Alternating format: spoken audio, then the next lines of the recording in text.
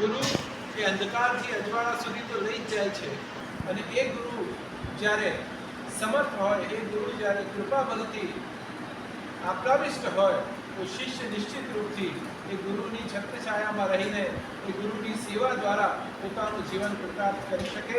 અને એ જ કરવા માટે મને લાગે છે કે કલિયુગ એ સૌથી ઉત્તમ તક છે કે ગુરુ એની સેવા, એની અર્ચના, એની વંદના, એની પૂજા દ્વારા જ ભક્તિ હોય કે શક્તિ હોય એમાં પ્રવેશ વ્યક્તિ કરી શકતો હોય છે.